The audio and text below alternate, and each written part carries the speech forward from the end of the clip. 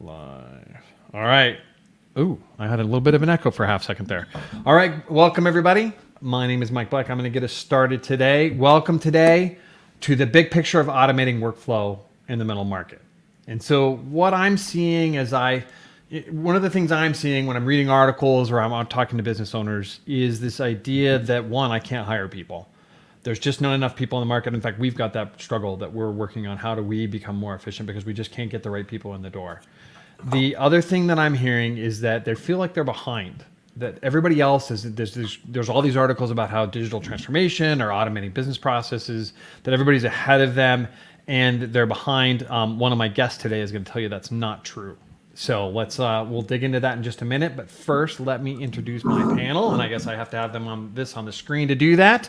And the first person we have today is Jeff Bile. He's the CEO of Sticker Control, and Sticker Control is a flexible software platform that involves physical asset tracking. So they know where your stuff is at all times. And if your stuff's disappearing, that's probably a good thing. Or if you just struggle to find it, it's also good. They also, which is a great support for today, is they focus on process automation challenges that small and middle-sized companies face. And so his company will say they deliver 80% of the power enterprise solutions will at 20% of the cost. And who doesn't like that? All right, they automate manual processes, eliminate spreadsheets, which we all hate spreadsheets, or at least I do, so that's good. And then they optimize operations. So we are going to share, I believe April is going to share their website for you if you have questions about that. My next guest is Evelyn Logan. She's the principal at Logan Kirby Consulting. And she works with business owners to bring more money to the bottom line. Again, who doesn't want that?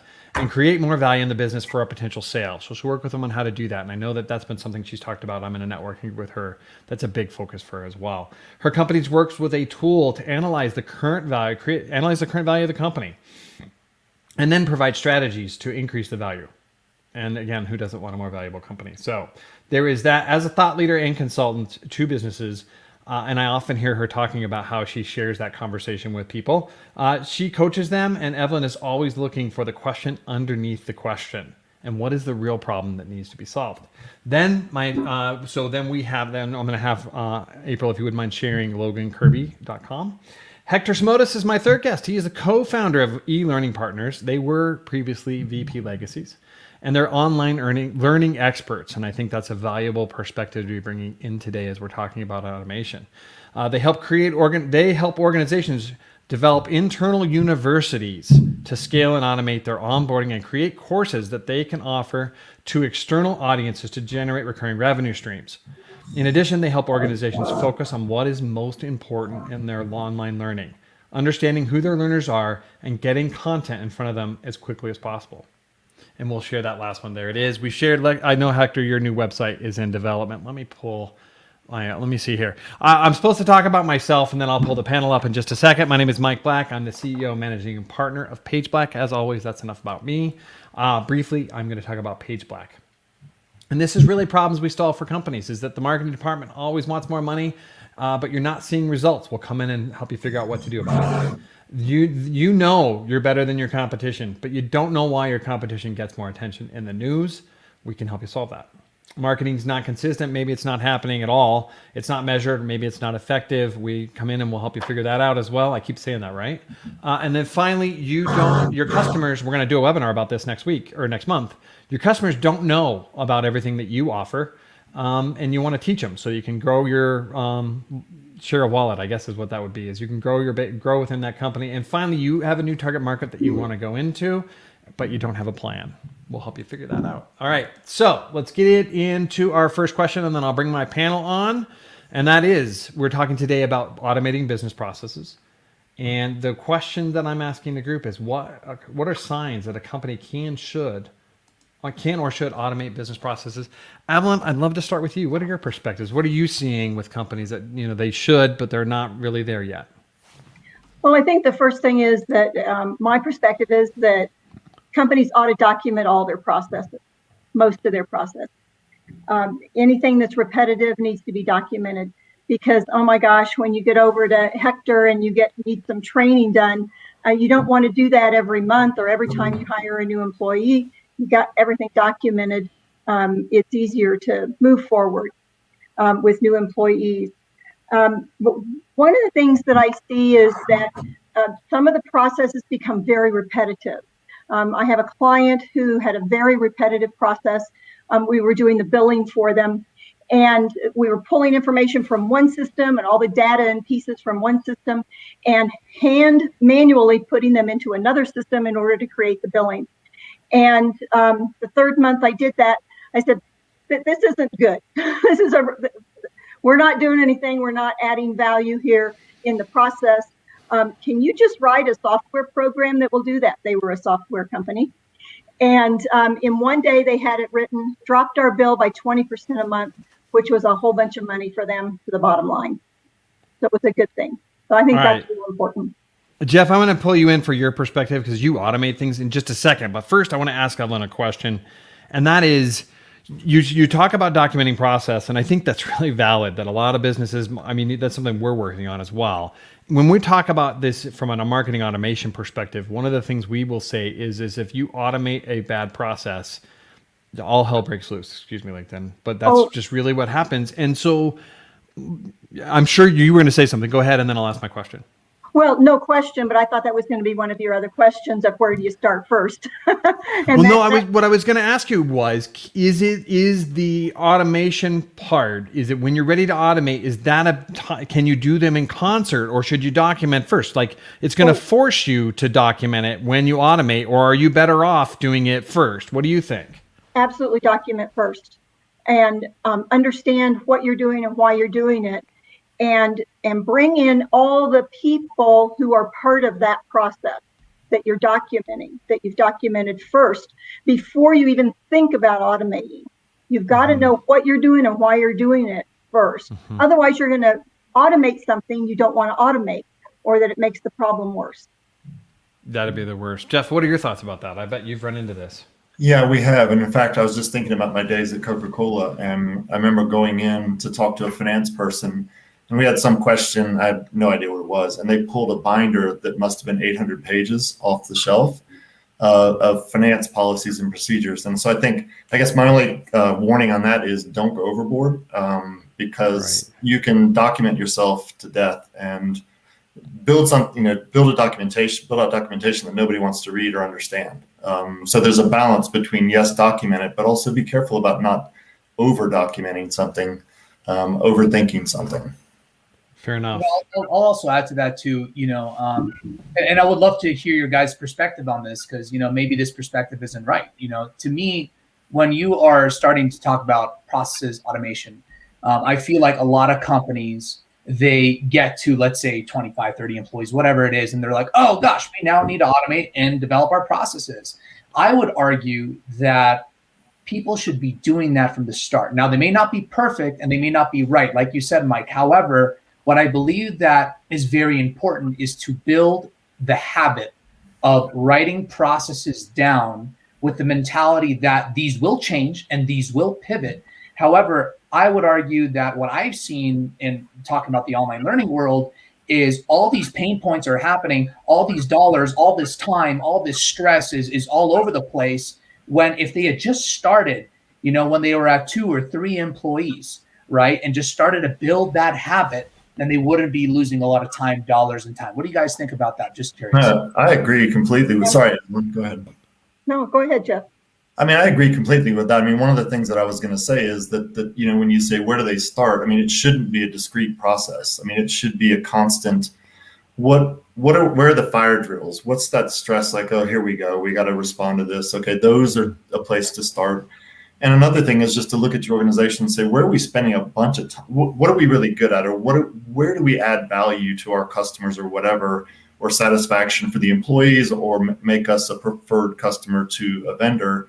And how much time effort do we put into that versus all this other stuff? And you really should try to look at some of those imbalances between this is where we add value, however you want to define that. That's your organization, your priorities.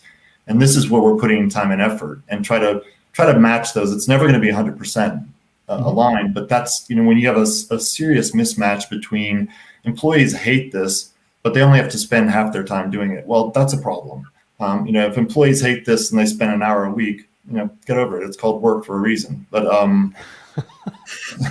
But I mean, there is this sort of like, no, customers love it when we have time and we make time and are able to provide resource to do these 5 things. So let's make sure we have more time to do that, because that sets us apart. So really, I'm hearing understand the big picture of what you're doing and do the right work. And that comes back, Evelyn, you made a really good point that I think we glossed over a little bit, and that is bring in your team.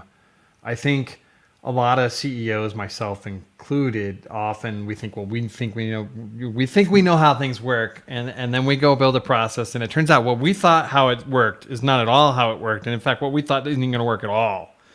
And so I'm curious about that. Is that something you guys? I'm sure that's something you guys have seen.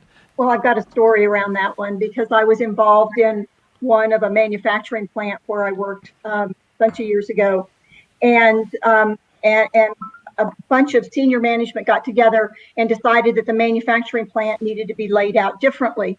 Not a problem, good idea. But they did not include everyone in that thought process. And they got to the end and they had taken the largest, heaviest piece of machinery and put it over the hole in the cement floor where water drains when you wash the floor. Oh, no. Yeah, that one. And so they had to repipe the water so that they could, and then create another hole in order to wash the floor and have the water go down the floor again. And you go, if they had just included the janitor in a 1 hour, just go over the plan with us and make sure this looks right to you. It's like, honestly, I'm going to say you include everyone in the process. And that's why most people don't want to do that. No, I agree with that. I think the other thing, there's also the management ego, which comes part of that, which is we know everything, which is not true. But it's also, don't conflate sort of, we need to automate this with we need to delegate this, because you can have a great process, but if you don't actually delegate and train and empower people to make those decisions, that can show up as, we're really inefficient in this process. Well, no, that's not going to change. You can automate that all you want, but if the decision still bounces up and the CFO or whomever has to make that decision, you've wasted your time, because that's the bottleneck, not the process or what automation tools you've got. All right. Right. I want to add one more thing. Sorry, Mike. I really love that, because one of the biggest things that companies make large mistakes on, in my opinion, is, going to what you were saying, Jeff, and Evelyn as well, is, the decision makers, or, the C levels or the VPs, we know it all, right? And it's just like, talk to people, right? You don't, right? The most valuable data is below you. The people that are going to allow you to make the right decisions in order for you to implement those processes, that automation, are the individuals below. Listening to them, including them. I love what you said, Evelyn. The janitor, every little person that touches the product or service in any way, shape, or form. I mean, when we talk about online learning, it's all about the learner. No offense to anybody in the e-learning out there. I know you're great at what you do. I know you're a very talented instructional designer. I know that you're the best learning management system in the world. Nobody will give a hoot unless you tailor it towards your learner, because that is going to be the people that are going to be taking your courses. All right, Hector. And besides, in that same process, it's about getting the buy-in of those employees. That, for heaven's sakes, if you have, there's always going to be problems when you have some kind of a transition and change to some kind of an automation. But if you've got the employees involved in the process, then they're going to help you along the way. If you don't have them involved in the process, they're really good at throwing wrenches in the process. Oh, that's totally fair. All right, so I'm going to pull us back to our question, which is signs that you should automate. What we really got to is when there are repetitive tasks or opportunities to give people a chance to focus on other work that's more important, and really digging in and making sure that we're looking at, well, where can our employees really help our customers, or where do our customers really appreciate that interaction? Automate the other things they do, so therefore they can do this really important individual work. And I'm going to get to this in a minute. I want to get into the training side of this, but first I'm supposed to do a commercial, because I guess I got to do a commercial for our next event. And so July 13th, we are going to talk about, this is completely marketing, unrelated to automation in this particular aspect. It's if your customers don't know everything you do, that's kind of really easy money that you're giving up on. And so we're going to talk about how you can do more business with your current customers rather than just spend all this money to go out and get other customers. That said, let's get into that next question. So one of the things I really focus on here with in this group when I'm talking about this is, one, we want to be talking strategically. What do business leaders need to be thinking about?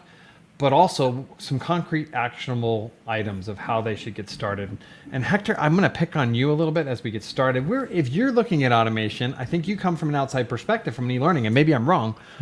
Where would you start? That's a great question. And this is a conversation I've had several times lately, because when it comes to e-learning and developing e-learning, it's always, I'm too busy, or we don't need this right now and whatnot. But attrition is high, right? Employees are frustrated.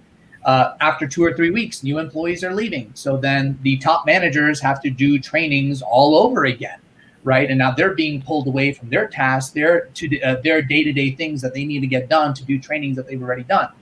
So we're wasting a lot of time and dollars, and also a lot of frustration. Also, one big thing that people forget about, when it comes to training and whatnot, is as a new employee, I want to look good, right? So what happens many times, it's Mike just taught me what to do, but I forgot it, but I have no database or system to go look at it, but I don't want to look bad. So I'm just going to give this a shot and hopefully I don't make a mistake, right? But then mistakes happen, which is more cost and more time. And, you guys get the domino effect. However, where to start? Here's something that's very beautiful.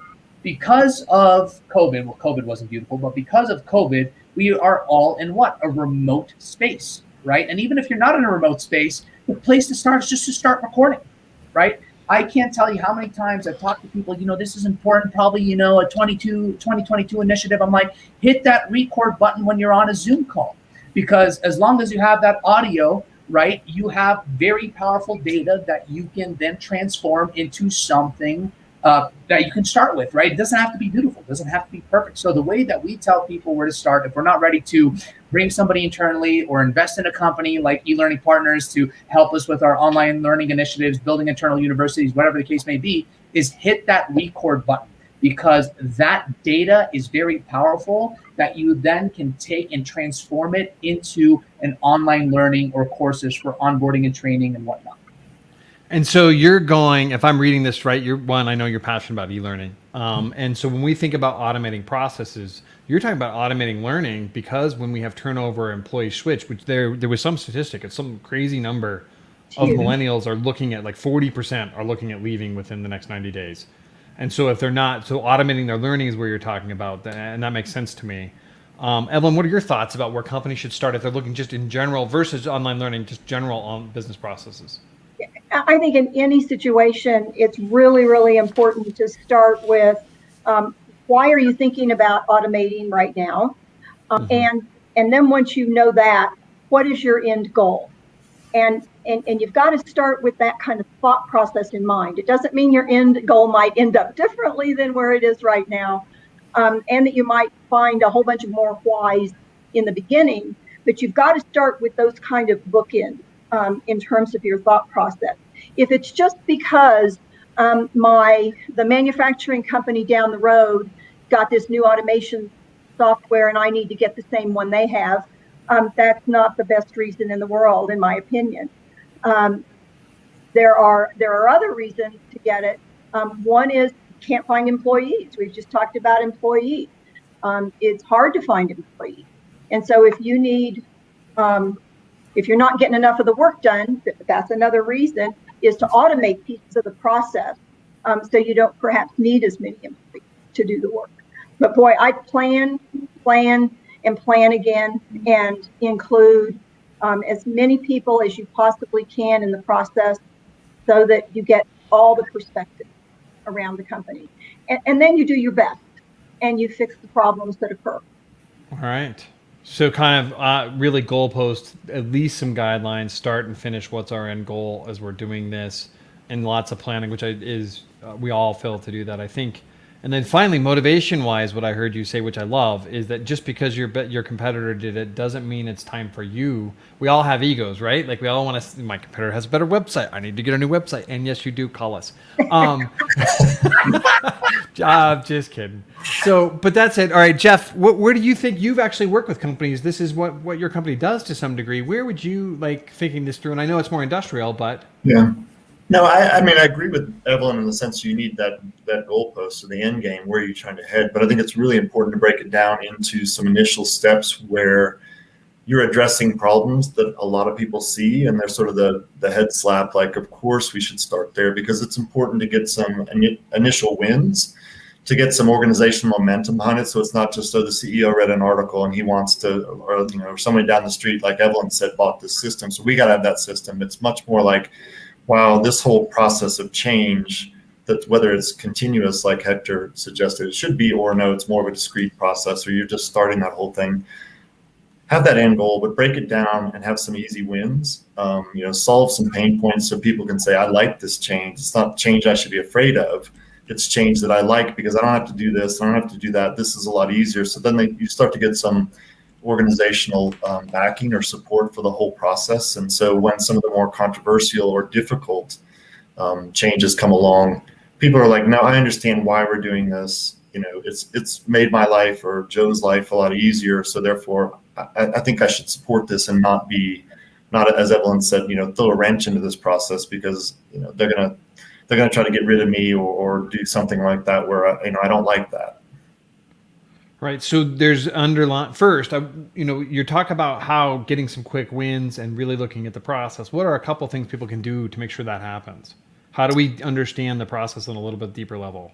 I think it's a little bit, like what Evelyn and everybody said, which is, start at the bottom and talk to people, and don't sort of go into it saying we know best. I mean, the management knows best about the big picture and what the end goals are, typically. But then as you start to break it down into, okay, step one, step two, that's when the perspective of people at the lower levels of the organization can be extremely valuable. What are their pain points? And I think, when you're starting, I'm not one to say, oh, go hire a bunch of consultants and, be impressed by, that, because by their fancy suits, they're smart people, but they do cost money. But there are times when you need to bring somebody in just to act as a mediator, or which is kind of a funny word, but it is like somebody that people would say, I'll talk to this person, I'll tell them what I think, because I'm not going to tell my boss he doesn't know what he's talking about, because he hasn't been out on the floor, for 5 years. He goes to all these meetings. We're the ones operating this machinery or loading the trucks or something like that. So think about, do you need somebody to act as that intermediary to talk to people to get, okay, what's causing you problems? Wow, if we did these 5 things in the first couple months or 5 months or whatever it is, then people will be like, this process is great. I love this. This is making my life easier. And that sort of paves the way for more difficult change. Fair. Yeah. Gail Gutman Pyle comments that employee buy-in is so key. Well said. That was from a while back, but I think it applies to what you were just saying. And I personally appreciate bringing in the janitor, because you can't see it at the end, but the end of my title is janitor. So I'm glad that I get to be a part of it. Okay. So that said, let's go pop into our next question. And that is, what are the most common reasons these efforts fail or fall short? All right. Jeff, I'll start with you on this one.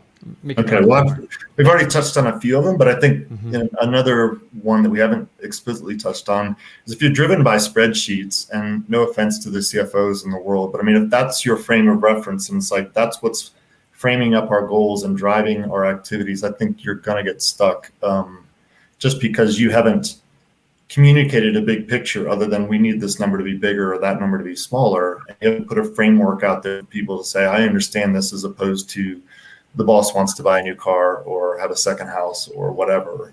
So I think it's having a communication plan that people can understand, because if you don't give them that, they'll make up their own. But then also have objectives that are more tangible to people other than they're number driven. Customer satisfaction, employee retention, whatever it might be. So something that matters to the stakeholders. Yeah, because I was in a couple of meetings when somebody was talking about how important the stock price was, but I think out of 50 people in the room, 1 or 2 had stock options. So it was basically a big, I don't care. The stock price could go to the moon. I don't care. So that was a tricky conversation to sort of follow up on and sort of say, well, actually, you probably don't care, but you do care about your bonuses, or you do care about, having a company that's successful so you don't get laid off, or whatever it is. No, absolutely, yeah. And I think knowing your audience and getting outside your own perspective is pretty important. If only two people have stock options, it might be you might be actually doing the opposite of what you want and actually creating disengagement of like, oh yeah, they get a benefit, but I don't because they're not Right. talking about what's important to me. And then I go, no, here come more wrenches. All right, Hector, what do you think? Yeah, this is so we talked about this a little bit earlier, and it sounds very, oh yeah, definitely companies don't make this mistake, but they don't focus on learners. They don't focus on the people that are going to be going through the onboarding, the training, or if you're selling the courses, and that's where we've seen a lot of challenges. I mean, check this out. I got a story for you guys. I got two stories for you. They'll be quick, I promise. They were both at a large e-learning conference, Learning Solutions Conference, Orlando 2019. And all the big names around the world. This was a global conference that we know there, right? From Qatar Airlines to Disney to PwC, those types of companies were there. I was in a breakout section about how do you engage employees? How do you make onboardings, trainings successful, right? And there was, a head of HR there from a large bank in Europe. I'm not going to say the name, but a large bank in Europe. And she literally said, we don't know what to do. What we're doing right now is we're putting GoPros and refrigerators in the breakout rooms. So when the employees open up the refrigerator, they see a camera and we're capturing their reaction. And in my head, I'm like, what the heck are you doing? Right? And then also this other story, and I was very appreciative. There was a leader there. She works at a prestigious hospital in Cleveland, and they were struggling with engaging their employees, trainings, the whole 9 yards. And she was very open and vulnerable about what was going on, which I really appreciated, right?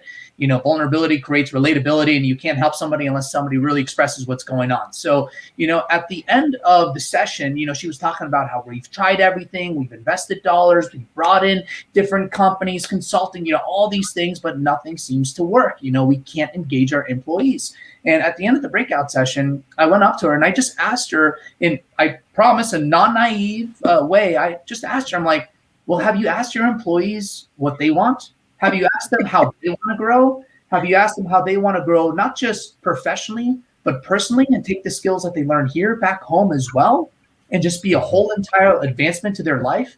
She looked at me like I discovered gold. She literally said, we've never thought of that.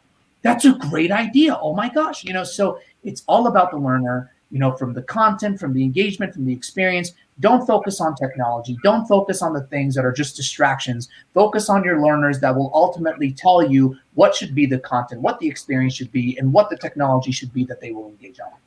So you're really kind of digging in, which I brought you in from a learner, bringing this e-learner perspective, because I feel like it's easy to just go, let's automate everything, and you don't know how to bring your staff along this journey. And that's really what I'm hearing you talk about. My challenge when I think about building a training system and this is right. So if you're automating things, one of the things that's going to happen is the changes are going to start to happen quicker. You're going to have to shift your company faster, and you have to develop a system to train your people as you move forward. My challenge is things change so quickly that I don't know that I can build the learning fast enough to keep up. Like I can't iterate enough. And I'd love to hear your thoughts on that. Like even if you look at some of the really large companies, we do a lot of Google AdWords management. And if I go look at, the training videos, it's like 5 interfaces ago because the interface changes so quickly. They can't build the videos quick enough to keep up with the changes as they're happening. I'm not even sure that the e-learning team that they have knows the changes are happening that quickly. How do companies deal with that? Great question. So a few things. Number one is it's all about the system and the process that you build. With the current clients that we have, just as an example, we're building over 600-700 micro-learning modules within 6 or 5 months. And all of those modules are changing as well. So it's within the system that you build. But the question that I always like to ask, especially companies that are growing, is their way of handling that is going up to Bob or Sue and saying, hey, Bob, I know you're in accounting, but you're going to do e-learning stuff now, right? Or, hey, Sue, I know that you're in marketing, but you're going to do e-learning stuff right now, right? So the problem is that the people that are very focused on the tasks that they should be doing are now being diluted and are start focusing on things that they don't specialize in, right? Because the company believes that they shouldn't invest. There's no ROI in investing and potentially either bringing somebody on full time or hiring a company to come and help them do these things and help them with these changes. So what I would challenge and what I would say, Mike, is, how much time are you spending? Have you ran the numbers? What does that translate into your dollars and your time being taken away from growing your business, right? And does that cost translate into the benefit of we should bring somebody in to help us handle this? Because with the resources that I have as a company, I am spending way more time and money than if I were to bring somebody in to really help me solve these challenges. Now, actually solving those challenges does come down to the system, does come down to the process where it allows for flexibility and agility, because a lot of our clients, they're in industries where rules and government regulations are changing not once every 5 years, not once a year, but sometimes monthly. So you have to take those things into consideration and understand from the system perspective, how do we note those things and also make those changes quickly and it all works seamless. So you literally only have to do one change in one place and then it's automated throughout the whole entire process. So what you're saying, if I understand you right, is that it needs to be whenever you're updating business process and therefore the automation, you also need to have a piece that follow on task that says we're going to update the training. Absolutely. And here, by the way, is where the training is. Absolutely. Boy. I mean, you hit the nail on the head. I mean, especially with one of the biggest challenges from an e-learning perspective, and I won't be surprised, Jeff and Evelyn, if you've seen this as well, is a big issue is communication, right? I look at communication as a supply chain. So if you look at developing e-learning as an example, right, from idea to module up and loaded and in front of learners, right, there are different parts of the communication supply chain in order for us to make that happen. The problem is we don't know what the communication supply chain is. So let's pretend there's 7 steps of this communication supply chain. All of a sudden we're on step 6, but then we forgot that Bob in step 3 needed to review it. So now it has to go back to step 3, but then Andy in step 2 also now goes back to step 2. And then all of a sudden there are issues that is delaying the process as well. So do you have, respective to the system and automation that you're trying to develop from an e-learning perspective that's also very content heavy, do you know what your communication supply chain is? Do you know who's involved with each one of those supply chains? And then when a change occurs, what part of the supply chain does that land on? And where do we need to go and who's involved throughout that process in order for us to get it to the end solution, the end product as quickly as possible? All right. Well, that was the one question I had to ask you today, so I'm glad I got there. I'm happy. We got there. Evelyn, And I'm going to go ahead. Dead on, Hector, in every arena, by the way. I know that you're specifically talking about e-learning, but it's exactly the same process in any other kind of an automation of a process, is that people all along the way, you've got to lay it out in a way that people can review it so they know that Joe does something here, and then Susie does something here, the same thing, and you go, wait a minute, those shouldn't be duplicated. How do we move this one over to here or this one to here? How do we fix that system so that it's done most effectively or not? And the same thing you're talking about was people. It's always getting down to the people who are doing the work, because they know the system and how it works and how something gets out the door to the client, or even how a marketing plan gets put together. And if you can talk to those people and work with that level person, even as a higher level person talking with them, then you can pull out of them how to do the plan the best way, how to create that process the best way before you automate everything.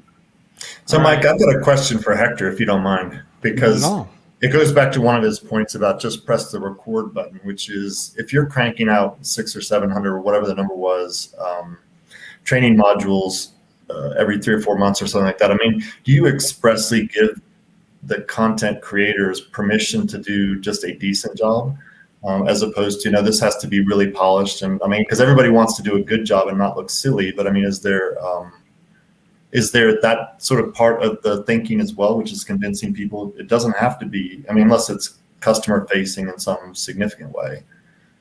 That's a great question, Jeff. I really appreciate you asking, because what we embrace and what we tell all of our clients is the 85% rule. the same amount of time, this is a real study out there, the same amount of time it's going to take you to get to 85% is what's going to take you to make that last 15%. So if it takes you 100 hours to get 85%, that last 15% is also going to take you another 100 hours, right? So we really embrace the 85% rule. To answer your question, everything, it's not going to be perfect. And if you try to achieve perfection, you're going to find yourself wasting a lot more time and a lot more dollars than you would gain if you just made it to the 85% rule. Going to Mike's point, things change, right? Things change from an internal university perspective, or if you're developing courses to sell for recurring revenue stream, things are being added as well. So we always tell everybody, go for the 85%. Because the difference between 85% and that 100%, that last 15%, is like a $70 bottle of whiskey and an $80 bottle of whiskey. Unless you're a whiskey connoisseur, you're not going to tell that $10 difference. But we're going to tell a $20 bottle of whiskey versus an $80 bottle of whiskey, right? So that's a great question, because a lot of people want to be perfect.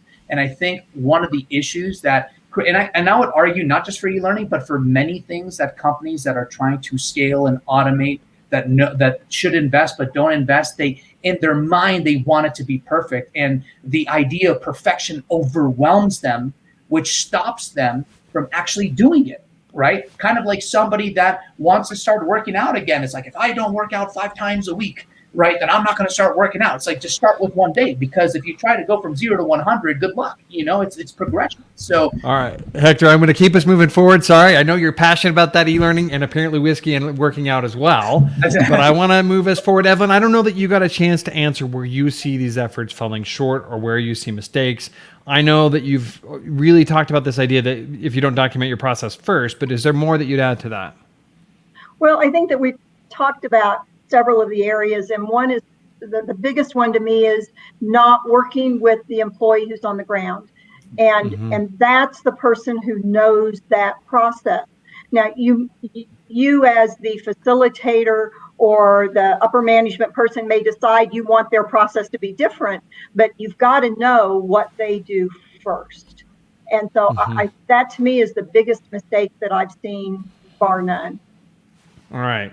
Thank you. I am sure that's true. I am sure I am guilty of it in the past week.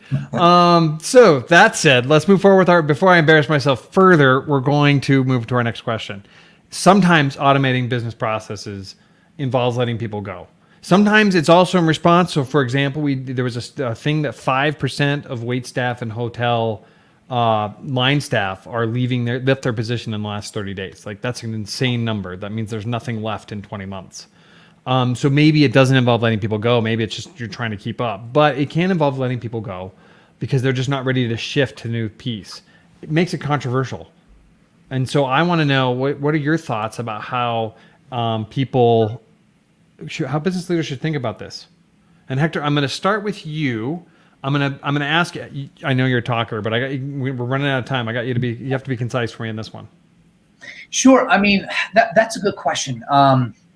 As far as the how it could be controversial, when you're automating a process, you're automating training. I would say the biggest controversial topic that you may have and may run into is, because you finally optimized your training, all this staff that you had, you may need to cut down a little bit on that staff because you've optimized everything and everything is working. Productivity and efficiency have increased, which may justify, unfortunately, letting a few people go. So just for time's sake, I would say probably the most controversial topic with e-learning and online learning, it could be that is going from not having it at all to all of a sudden having something that's running smoothly and effectively, and you're starting to see more results and starting to see maybe we don't need all 10 people. Maybe we need just 8.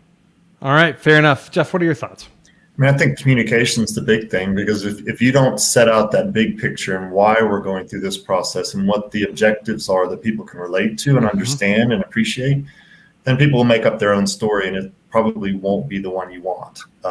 And so it's like they got rid of Hector and Mike because Hector came in late, or he didn't agree to the boss, or he wouldn't go play golf, or whatever it is. And it's like, that's not what you want. You want to have that story out there that people can say, yeah, I understand why it's going on. And and if you can give people the opportunity, particularly people with a really good attitude, the opportunity to fill another position, then that's great. If they if you can sort of shuffle it around and get rid of the person that that person's just pain, and that person goes, that sort of solves 2 problems. But I mean, painting that big picture is the key.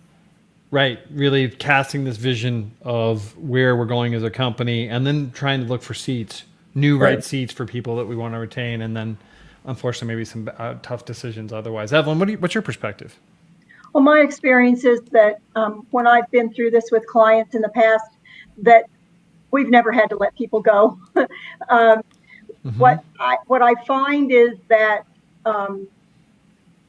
we move them from doing that repetitive task that they're doing every day, every month, every week, to higher level tasks, and have automated the process underneath it. I think it's an ideal that we're going to automate things and then be able to lay off a whole mess of staff.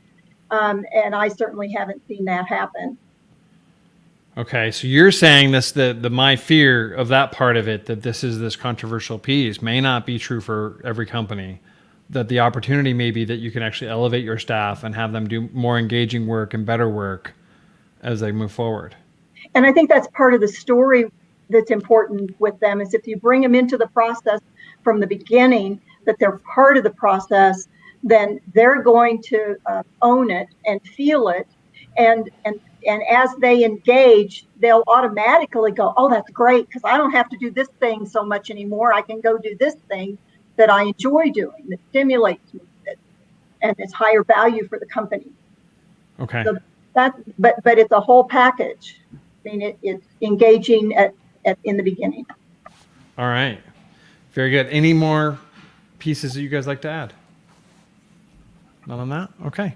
I want to close out. We're running a little bit. We got about 20 minutes left if we have some time, but we may end early.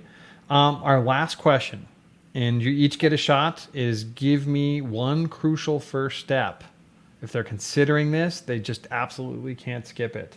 And the challenge would be maybe not to mention something you did before. So Hector, I'm going to challenge you to do that without saying the words e-learning. All right. You got it. This is great. I did kind of mention this earlier.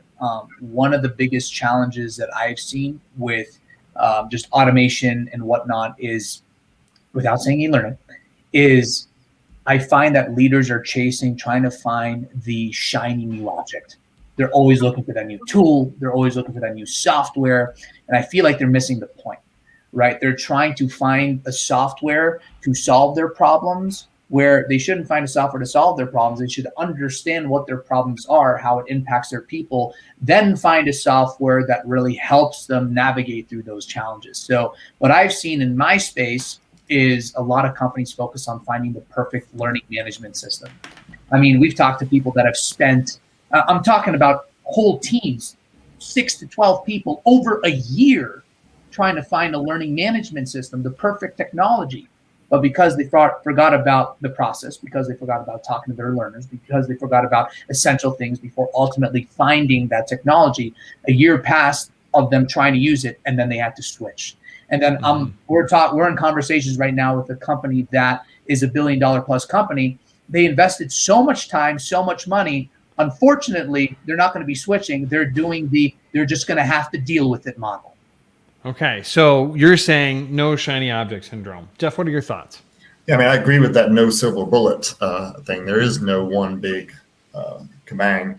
And, we've talked about have a plan, break it down into bits, get some easy wins and build some momentum. But I think the one thing that we haven't talked about, or at least directly, is, have that look in the mirror as a management team and say, are we willing, do we have a culture that will allow people to talk honestly to us and really surface the issues? And, what are those sort of elephants in the room where don't touch that, because that's the CEO's baby. And, and so really look for those, because that's going to be a problem if you're like, well, everybody looks at it and says, well, that's the big problem and we can't talk about it. So really the management really looking in the mirror and saying, what are those things? And let's make sure we address those, because otherwise everybody's going to be looking at it going, well, this isn't a serious effort. Right. So I'm almost hearing kind of address cultural issues before you go into automating things. It's not just understand some of the challenges, take a bigger picture, but if you have cultural problems where people aren't on board, you need to fix that before you make all these changes. Yeah, or at least understand your culture, so that as you approach it, you're taking your culture into, putting that into context and say the way we communicate and the way we go about things, or at least taking, we're honest about what the culture of our company is. Yeah. Or Jeff, that you talk with that CEO about his pet project and go, are you willing to let us put that in the mix of making these changes? And if you do that first, then you start your planning process. And hopefully, if you get rid of his pet project, you survive it. Okay. I laugh that what CEO is willing to ask their team what's their pet project? What's that thing that can't be, that takes some guts. You gotta, that's leadership, I guess. Yeah, no, but people aren't stupid. They'll see that. I mean, you can imagine that they're not aware of this sort of stuff, but they are. So, yeah. Well, my question would be, is that what CEO, like, I would bet a lot of money that the CEO isn't even aware. They think it's something really important. They don't even know that it's not applicable. Like it doesn't fit anywhere within their company, but they don't know, and their team does. And so then their team's not telling them. Evelyn, you're nodding like you want us to add something. Well, and I think it's what Jeff said before. It's important to have that outside facilitator type person who can ask that kind of question of the CEO in a way that their job isn't being threatened. And where an employee has a hard time asking that question, that outside consultant many times can ask that question. And go ahead. I'll also add to that as well, Evelyn and Jeff and Mike, is if you're a CEO that can't receive that feedback, then why are you CEO? You're not a leader, in my opinion. You got to be able to take feedback from your team. That's how you grow. That's how you grow an organization. Right. That's one of my favorite things that I believe Steve Jobs said, which was, I hire people that are smarter than me so they can tell me what to do. Right. So that's for me from a cultural perspective, which Jeff, I completely agree with that. What are the big elephants in the room? What are the biggest challenges? And do you also have an environment that allows for that healthy conflict conversation? Because going back to what we said earlier, it's hard to find employees now.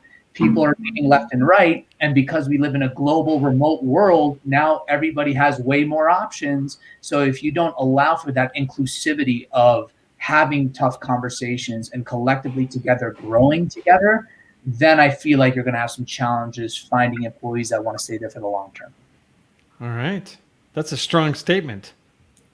If you're not willing to take the feedback, you're not a leader. I like it. I think it's absolutely on target. I just that's a strong statement here on LinkedIn. I think there's gonna be a clip of that somewhere. All right. So here it comes, good or bad, Hector. Yeah. All right. A lot of feedback. It'll be interesting. I think you do. Yeah, you have to be open to feedback, or it's really hard to be a good leader. So, all right. Other things we want to add as we close out. I mean, just one other thing that I was just catching up on an Economist magazine, and it was interesting. Slightly an aside, but they said that there was some professors that did some studies about. They asked people to improve ones like edit an essay. There was a Lego structure, make it more symmetrical or something like that. A golf course and also a university. What would improve the university? And somewhere, depending on how they conducted it, somewhere between 70 and 90% of the people added to a process or added to the essay or added features, and very few people took stuff away.